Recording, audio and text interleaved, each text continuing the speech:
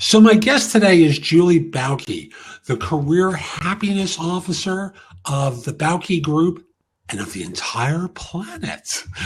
Julie, welcome to Job Search Radio. Great to have you on board. Thank you. I'm thrilled to be here. I'm career happy to be here. How about that? I don't know. This is starting to get confusing right away. I haven't had one of those shows in a long time. So probably the easiest place for me to start off with is Career Happiness Officer? What the heck is a Career Happiness Officer? You know, it's funny. Even the term career happiness makes people kind of laugh, like you've just said you've seen a unicorn. There's so many people unhappy at work. The numbers are, in the high 60s, 70%, that the whole concept of career happiness, even those two words together, have become somewhat of an oxymoron when you think about it. And I just, based on my experience and all the places I've been and all the people I've worked with, I know that it's possible. I know that it can be elusive, and I know it's hard work. But my real mission of my business and really of my life professionally is to give people the how-tos, the tools to get from where they are to where they want to be. And that sounds simple, but as you probably can imagine, it's quite complex. You're a coach. I recognize this. You do coaching with people, and that's fabulous. And the way I've grown to understand it is, for so many people, that industrial mindset that basically says you've got a to-do list, you got to get through a to-do list. I can't get through the to-do list because as soon as I get something off of it, 4 things replace it. That's right. And it's a miserable existence if all the things on your to-do list are things that you really don't enjoy at all or feel competent at or get no sense of fulfillment out of crossing the list off. And when you think about how many hours a week we spend at work, much more so than we did with technology and how we're all working 24/7, it's much more so than it's ever been. And so take the fact that in the past, maybe we were unhappy 40 hours a week. Now we're unhappy 60 hours a week. And all those times when we're checking our phones as well. So it just really pervades our lives. And I think it just really lends to a less than a high quality existence. It is tough for so many folks. Now, where does someone begin their journey of developing career happiness? How do they get going along the lines of bringing that into the equation and not just simply taking it on the chin all the time? Yeah, we can take it on the chin for so long that it's very hard to get back up, and we lose sight of who we are and what we like to do.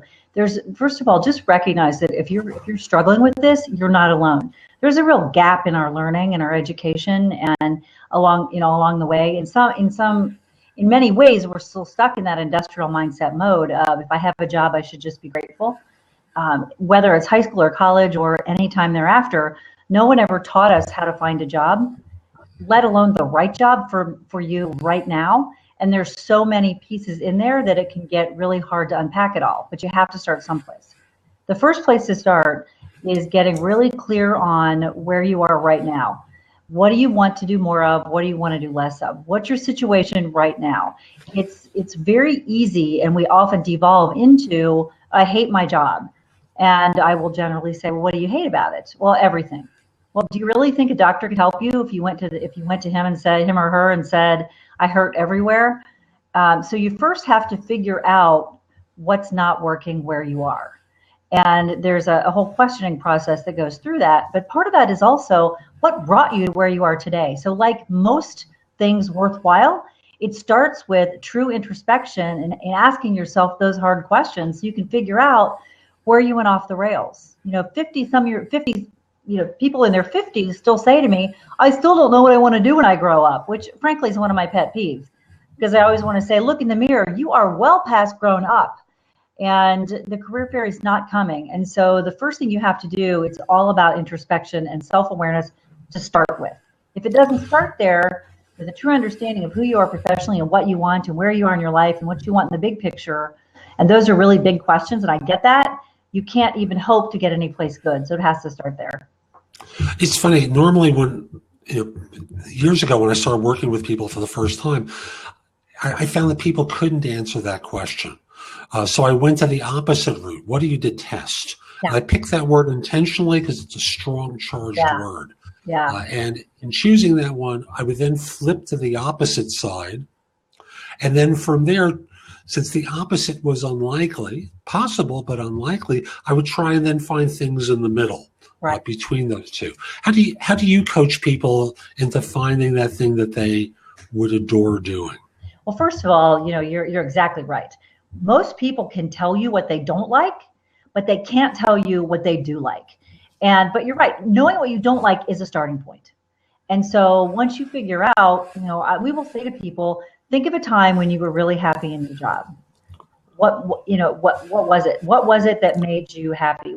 And it doesn't have to be you love the whole job, but it could be what were the pieces in the job that you liked. So we help people identify times when they were feeling happy and fulfilled. And sometimes it's just one day a week or 3 hours a month. But when you can start to isolate the things that those days that you really did have a good day or a good hour or maybe a good 5 minutes, once you start to really isolate those and figure out what did you get to do during that time? What did you get to avoid?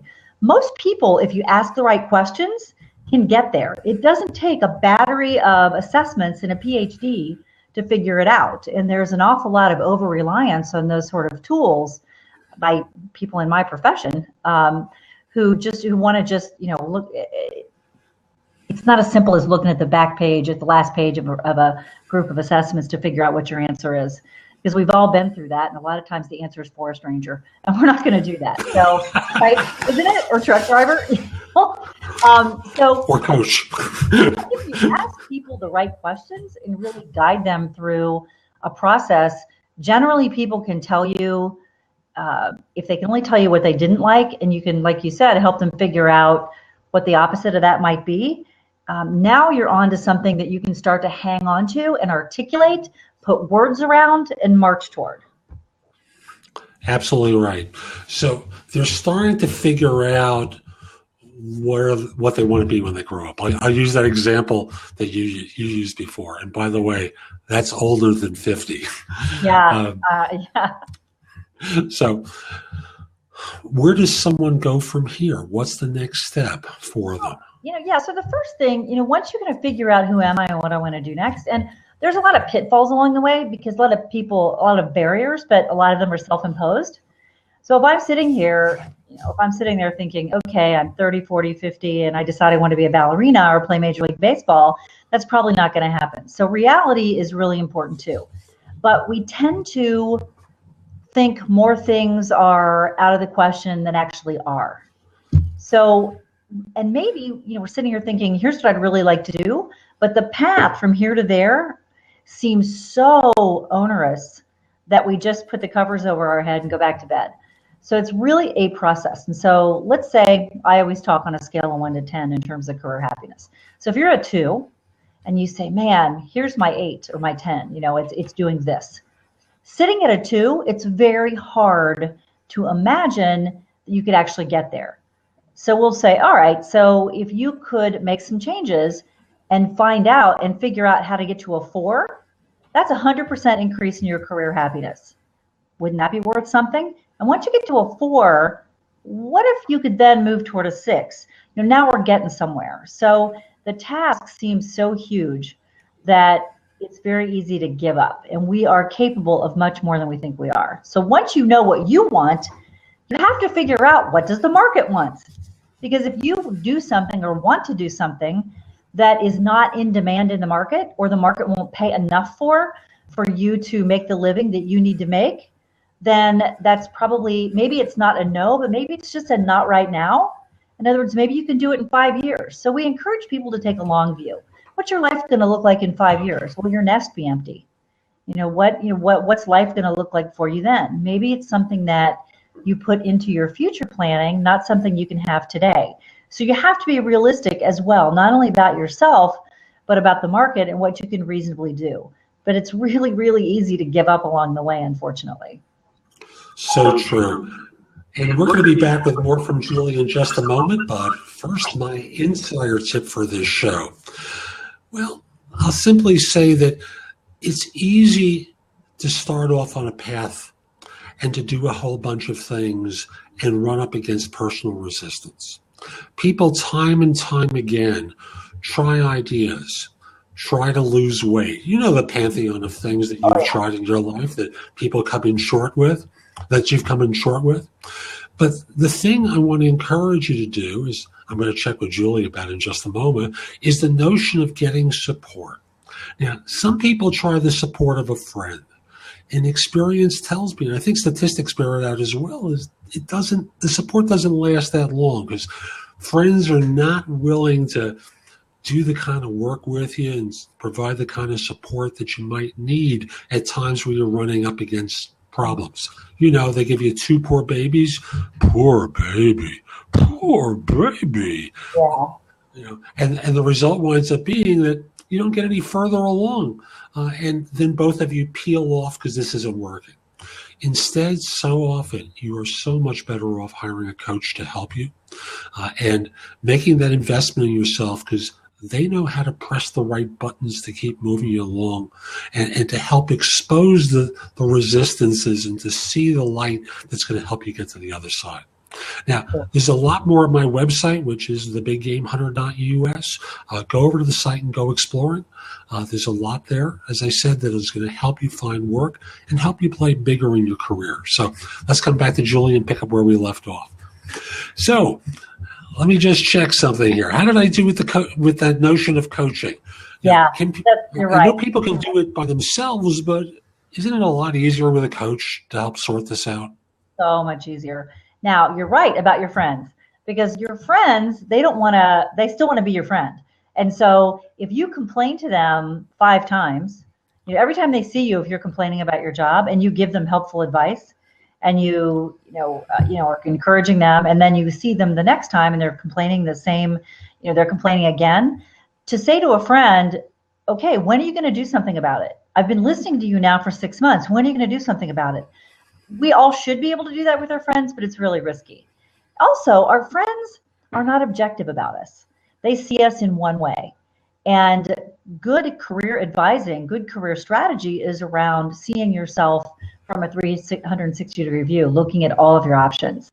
And I tell our clients, I'm the only objective person in your life. Your spouse, your friends, your former boss, people who adore you, people who don't adore you, they're not objective about you. And my only agenda is helping you get what you want as soon as you figure out what you want, and to keep pushing you to get there. And it is hard. And people look at it and say, well, I don't really understand what a career advisor or strategist or coach does. It's really help you get what you want, help you figure out what you want and put together a plan to get it. And people look at it as, I don't want to spend that money. You probably, if you really looked at, first of all, understand something. Your career is your number one priority. It's not anybody else's, and that's the way it should be. So when something is, it's your top priority. It's not anybody else's top priority. It's not your top priority in your life, probably. But the things we care about, things that are important, we have to invest in. Whether it's reading a book or going to a conference or hiring a coach, these are the investments we make to spring ourselves to the next level. So if you could get a better job or become happier at work, therefore probably get tapped for more interesting opportunities and promotions, you're going to pay you're going to pay yourself back on that investment multiple times. But we just have this, there's still part of this industrial mindset a little bit that my company is responsible for my development and my career. And I don't know, if you really believe that way and you've been paying any attention to what's going on in the world, you have to know that you're delusional. It is your career to drive, and it should be. And any other thinking to the contrary, I think is foolish and dangerous. 2 things. Number one is I agree wholeheartedly with your statement about employers. You are just another widget on the production line for them. And if you don't believe me, take a look what happened to tens of millions of people who lost their jobs at the end of during the 2008 to 2010 depression. I'm going to call it what it was. It was a depression. And, firms at this point expect you to pay for your own training and education. You got to write the check. So that's point number one. And here's point number two. If you think coaching is expensive, procrastination, it costs far more, but it's paid for in the drip plan.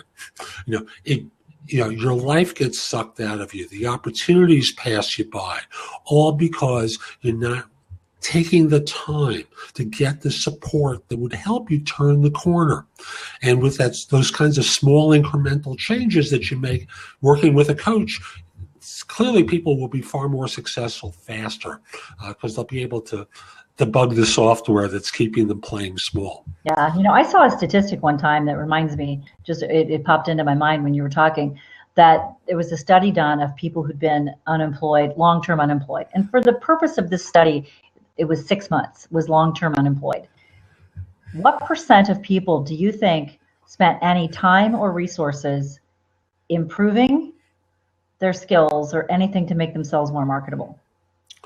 Under 10%. Yeah, 11%. Yeah. I'm not surprised.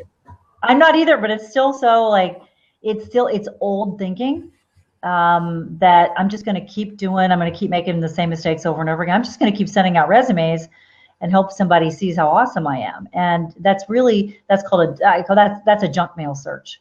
You're generating junk mail. Things aren't like they used to be, and they're never going back. And it's a different world in search.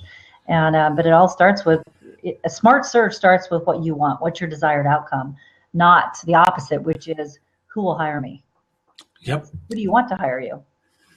So I know that you've got this formula, and we're going through the formula, starting off with getting clear about what you want, and then moving into doing the reality check about whether that's, I don't want to call it realistic, but whether it's achievable at this time or whether you have to take additional steps to move yourself forward to doing that. Yeah. So the career happiness formula, it's very simple. But really complex, like a lot of things that appear to be simple on the surface are. And to know if you are stuck in a job and you're trying to figure out what the heck, I used to be happy, or I'm not sure what's wrong, or you're trying to figure out what really is your next step, there's 4 pieces. The first is we're career happy when we're doing what we like or what we love. So to actually like or love our work is important. The second part of that is to be good at what you do. Now, if you like to do it and you're not good at it, you're not going to hold a job. If you're good at it, but you don't like it, you're not going to perform or show up well. Now, if you're good at it and you like it, it also has to be something that you can get paid to do. If you can't, it's just a hobby. And that gets to market as well as what you need to make. So when we're good at something and we like it, and we can get paid to do it, we're well on our way. The fourth piece, though, is the elephant in the room. And that is in a place, in a way you can be successful. So culture, leadership, mission, values, the length of your commute. Do you believe in the leadership of your organization? I every time I do a webinar or an event, I always use this as a poll question. I have people think about the worst job they ever had, and I ask them to figure out which was the biggest piece of the career formula that was missing. 2/3 of people, every single time, will say it was the last one. Culture, place in a way they can be successful. And here's the problem though. Keeping all 4 of those balls in the air, in the middle of all the other balls in the air of your life you're trying to keep in the air, you can see why people give up. I had a client one time, and I will never forget. I talked to him on Friday. He was like a former client. He's like, man, he goes, I was going through a bunch of old notes and I found your career happiness formula. And I read it and I was like, yep, I got it all going on. He's like all proud of himself, everything's great. Monday, comes in, finds out there's a new boss. They share the new boss's name. He says, holy cow, it's a guy that this guy had to fire from another company 2 years earlier. So guess what? All of a sudden, his entire career happiness tumbled. And he figured as soon as the guy started, it became really clear that he remembered it very well too. And so he knew right then he needed to go find another job.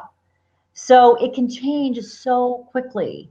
And sometimes it's because you change, and sometimes it's because your circumstances change. So you've got to get really clear on, you have to you have to be vigilant. You have to ask yourself these questions. And then when there's something out of whack, don't blame yourself. Don't say, I just need to try harder.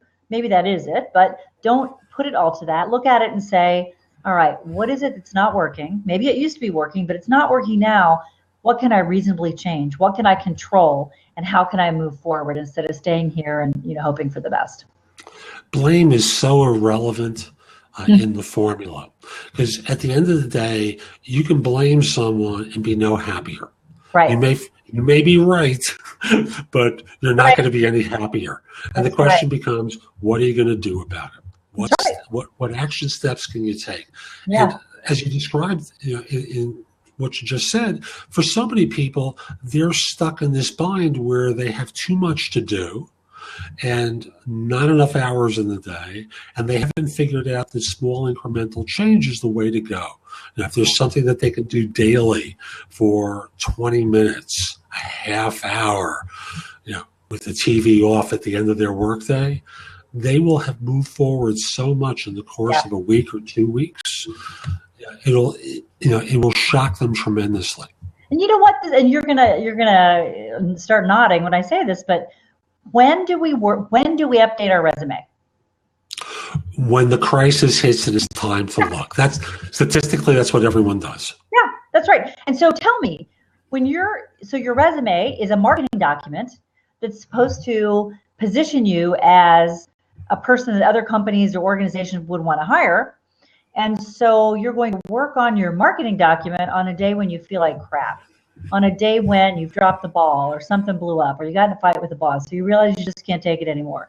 That's the wrong mindset to do your resume in. And at the very least, let alone interview or build a network or any of those sort of things. So you've got to, was it Harvey McKay, dig your well before you're thirsty, patch your roof while the sun's still shining, pick whatever you want, but you have to, but we don't. And it's generally, we get slapped upside the head by losing our jobs once or twice before we recognize that we're not immune.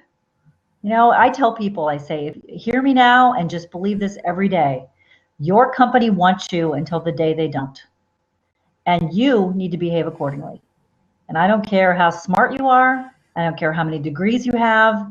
If your company decided they didn't want you around anymore, you would be gone. And so don't walk around thinking that you're all that and that your company is loyal to you, because they're not. So it doesn't mean that you have to always, be out interviewing for other jobs. But what it means is you have to advocate for yourself, and you have to ask yourself the hard questions as, is this working for me? What do I want a year from now, 2 years from now? Am I likely to get it from where I sit today? If not, how do I put together a plan to change so that I'm not surprised someday when someone calls me into human resources and hands me an empty cardboard box? And that's the stunner for so many people. These days, I've been in search for more than 40 years. And I remember when the resume was the marketing document, the end all marketing documents. And you had to pick the right kind of paper with the matching envelopes, on and on and on. And then it got destroyed by fax machines. And of course, there's no paper anymore with resumes. Oh. So now I think in terms of, for the person who isn't aggressively looking, I think of LinkedIn as the vehicle, of course. And minimally, the profile has to be up to date, every couple of months. And it has to be, SEO optimized and close enough to what your resume will display if you need to submit it for something, so that there's no incongruence between the two. Because I've had incidents where, I submit a resume to a client and they say, take a quick look at his LinkedIn profile. And I was so busy, I hadn't looked at it, and it describes something that's close, but the emphasis is on some other aspect of their background, and thus they turn off a potential hire. So, yes, absolutely. That's somebody who's trying to be all things to all people. And you're only one people, so don't try to be everything to everybody. It drives me crazy, but you're right. LinkedIn is a game changer. Everybody is in the game at all times if you're on LinkedIn, and you should be. And don't just kind of be there. Don't have a picture of you and your kid, or you and a beer, or you and your dog, or you in a plunging neckline. I mean, be appropriate and professional, and your LinkedIn profile should have the look of someone that any company would be happy to put in front of their customers. But boy, oh boy, do people screw that up all day long. The person who gets ahead isn't always the smartest or work the hardest, although those are great qualities to have. People who get ahead remain alert to opportunity. Sometimes those are internal, more often than not, they're external.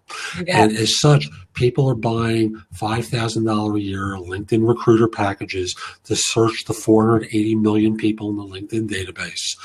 And they're reaching out to you for a job, and you make the mistake of saying, oh, what an annoyance this is. This recruiter's reaching out to me about a job. Oh, could they leave me alone? Hello? Yeah. Hello? But Jeff, don't you know that if they blow you off in 6 months, they're going to pull up that email you sent and reach out and be like, oh, hi. They're going to want, once they need something, they'll expect you to call them back. And so you have to build relationships before you need or want anything. To start a job search, I can't tell you how many people I've worked with over the years, executives who, well, I don't really have a network. I had one guy, this is probably 2 years ago, so it wasn't that long ago, guy in his late 40s says to me, I don't believe in LinkedIn. And I said, of course, I am known for my directness. I said to him, you know what? It's really not something you believe in or don't believe in. And if I was a hiring manager and you were not on LinkedIn, I would say to myself, what else are you going to refuse to do? What else are you going to refuse to learn? It says a lot about your ability and desire to keep up with your function and your industry and your profession if you don't get that LinkedIn is how people find each other these days. Don't tell me you don't believe in it. I mean, I about fell off my chair, but I'd love to know if he has a LinkedIn profile now. Probably not, but it is just crazy the attitudes people have about it. Someone just left a message. What's the number one rule for LinkedIn? I refuse to believe it will rain today, which I'll interpret as being, I don't believe anything bad can happen to me. Yeah. So absolutely. It happens all the time. What's so interesting is my son is 21. He's a senior in college. He already has a job, but the company he's working for, he's going to one city, and they called him, and he thought they were going to say, oh, we've moved your job to a different city. And he knew, and he was afraid of that because that had happened to a couple people he knows. And he said, he looked at me and he goes, I'm not going to that city. And he goes, if they're moving my job to a different city, I'm just going to find a different job. And I'm thinking to myself, how different than when I was coming out of college. If the employer would have called you and said, hey, we're moving you to a different city, I would have gone, okay. But yes, master. Yes, master. Constantly getting contacted on LinkedIn by other companies wanting to hire him. So he doesn't need the campus placement office. So LinkedIn is a game changer. I don't care where you are in your career. And if you're an employer, your best people are the ones who are being scouted on LinkedIn. No longer do they have to go enter some recruiter's database. They can be found simply by being on LinkedIn. So it's a game changer. However, as professionals, you have to engage it and use it in a productive way with the right strategy. And folks, here's one of the basics that people don't do. Log on to your account a couple of times a week. Yeah. You're commuting, you're on the train, you're on a bus, download the app to your phone. So this way you're not having to boot up another device. Download the app to your phone or tablet. Get one of the apps, respond to messages. It's not that tough. It's so not that. And we're starting to come up on the end of our time with one another. And I want to make sure that you cover everything that you wanted to. Yeah. It's been a great conversation, but what haven't I been skillful enough to ask you about so far? No, you've asked a lot of great questions. I think that with most people, half of my career was in human resources, and then the last half working with people everywhere from professional football players and basketball players to CEOs and accountants and clergy and administrators and accountants. And what I find is that every single person struggles with some variation of the same issue. This is a human process, and you can make bazillions of dollars per year and you still are going to have the same struggles when it comes to career management and job search as a person who makes $30,000 a year. In fact, I find a lot of times that the higher the people are, the more stubborn they are and the more they believe that they don't need help and the bigger mistakes they're making.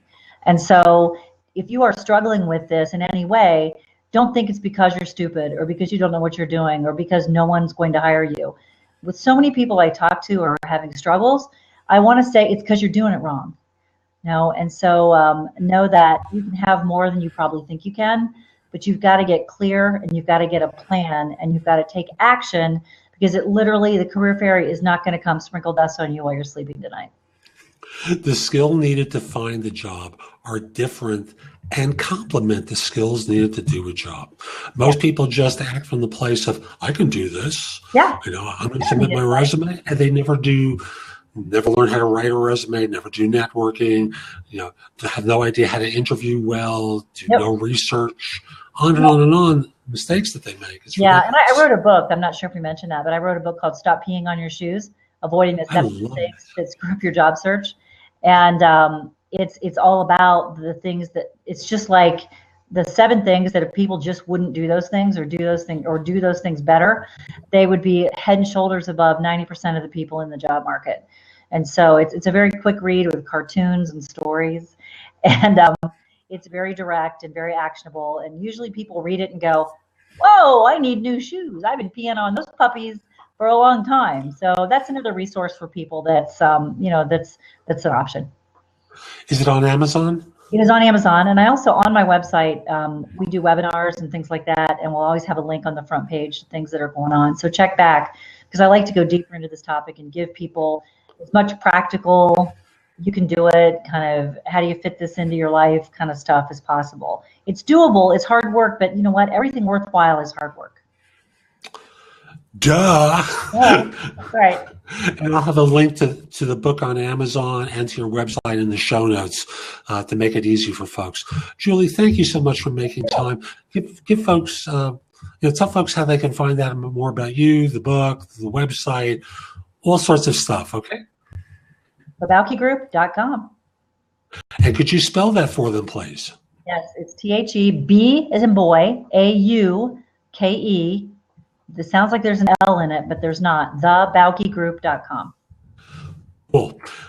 And folks, we'll be back next time with more advice from another SME, another subject matter expert. I'm Jeff Altman, the Big Game Hunter, and I want to encourage you to visit my website, which is thebiggamehunter.us. There's a ton there that you can watch, listen to, or read to help you find work more quickly. And if we aren't connected on LinkedIn, send a connection request to me at linkedin.com/IN/the Big Game Hunter. Last point I want to make, Julie and I have been talking with you about coaching. I know some of you have been following me for a long time. If you'd like my support with your search, if you'd like access to me as a career coach, there's a tab on the top of my website. Schedule time with me. I'd be very happy to help you. So hope you have a great day. Thanks for listening. Take care.